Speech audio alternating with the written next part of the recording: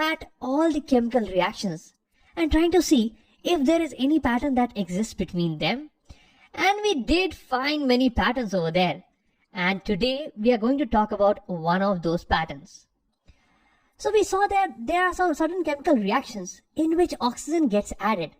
And then there are certain chemical reactions in which oxygen is removed. And we gave them special names. We call them oxidation and reduction reactions.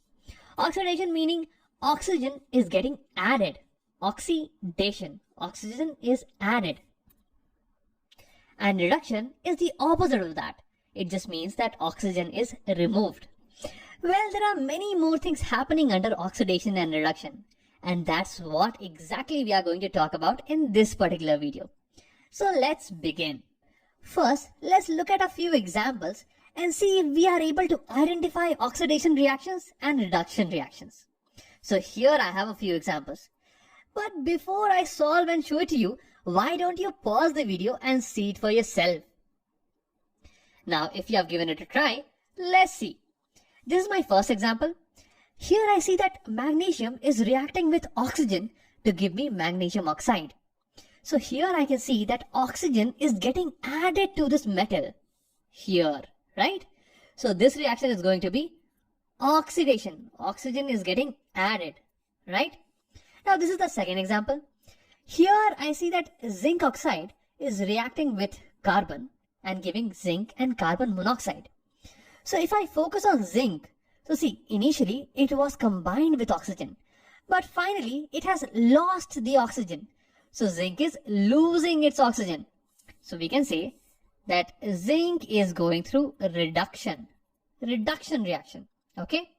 But over here in the same reaction, if you focus on the carbon, see, carbon was without oxygen to begin with, but after the reaction, it is combined with oxygen. So, okay, there is oxygen addition happening to carbon. So this means that in the same reaction, we can say that carbon is going through oxidation reaction. And yes, a same reaction can have both oxidation and reduction. And we call such type of reactions as redox reactions. And don't worry, we will talk about this reaction in much detail in a separate video. Now let's come back to the third reaction. Over here we see copper oxide is reacting with hydrogen to give us copper and water. So if I focus on copper, so before reaction it was combined with oxygen. But after reaction, it has lost its oxygen. That means oxygen is being lost by copper. So over here I will say that copper is going through reduction reaction. But if we focus on this hydrogen, see, hydrogen did not have oxygen to begin with. But after the reaction, it is combined with an oxygen. So I will say that hydrogen is going through oxidation reaction. Now this is the fourth one. Here we see that oxygen is getting added to copper and we get copper oxide. So this reaction is oxidation reaction. Copper is going through oxidation reaction. Over here we see that oxygen is getting added to sodium and we get sodium oxide. So here I would say sodium is going through oxidation reaction. So now we have solved our problem. Now let's look at what else is there in oxidation and reduction. So far we have seen the oxygen's addition is termed as oxidation and oxygen's removal is termed as reduction. But you know what? We can even define oxidation and reduction in terms of hydrogen. Yes, we say whenever hydrogen is removed, we call it as oxidation reaction. And whenever hydrogen is added, we call it as reduction reaction.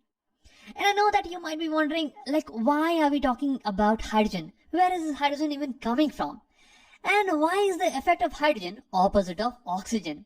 I mean, in case of oxidation, oxygen needs to be added, whereas hydrogen needs to be removed. Or in case of reduction, oxygen needs to be removed, whereas hydrogen needs to be added. So why is this opposite effect happening? So don't worry, I will try to give you some insights about these questions towards the end of the video.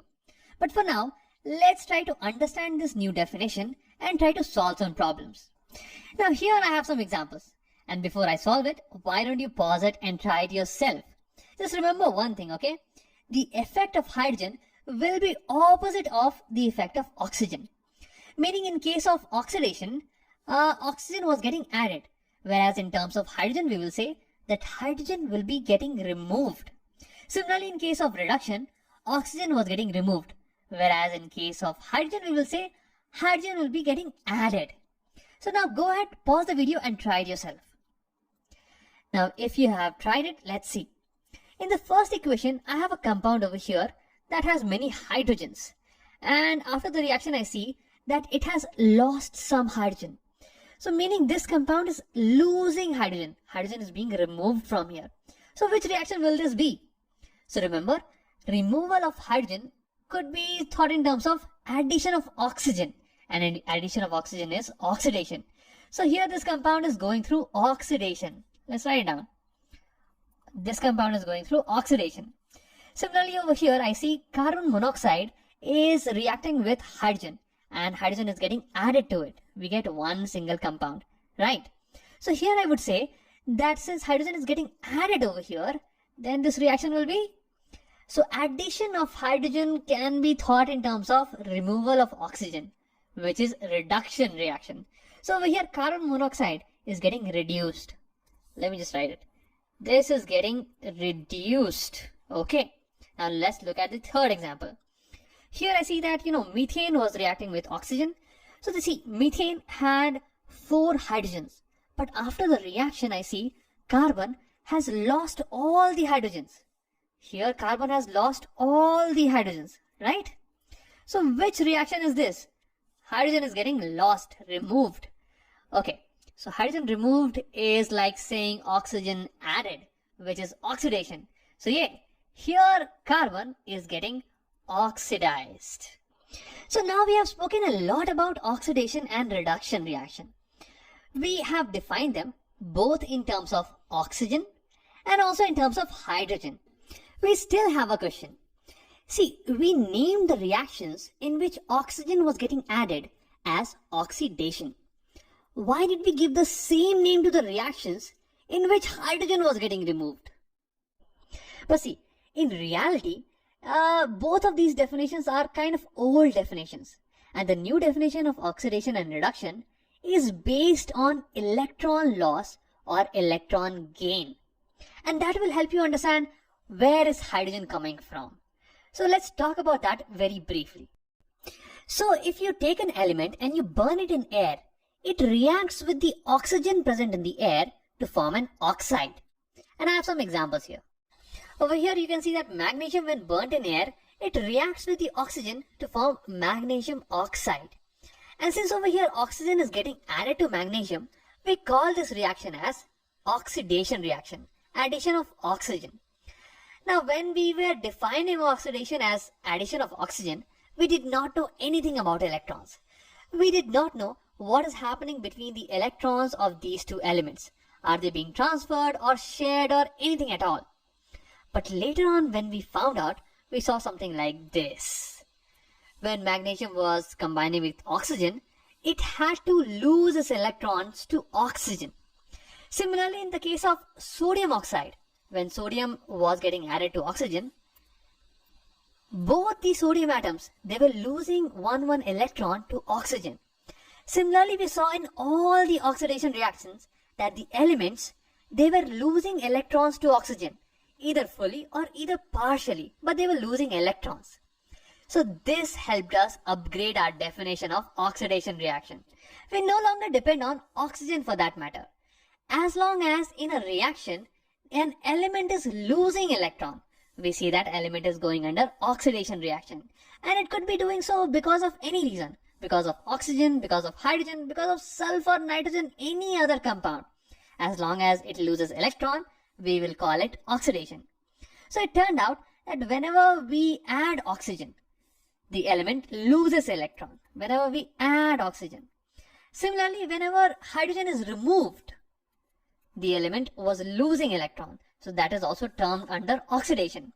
You could find something very similar for sulfur, for nitrogen, for other compounds also. But now you know why hydrogen came into picture, or you have some idea at least. Now see, this is a new definition for oxidation and reduction, and we are not going into detail of it. There is much more to this, and we have discussed that in a separate video. In this particular video, we are only talking about the conventional definition of oxidation and reduction, which is oxidation is where oxygen gets added or hydrogen is removed, and reduction are those reactions in which oxygen is removed or hydrogen is added.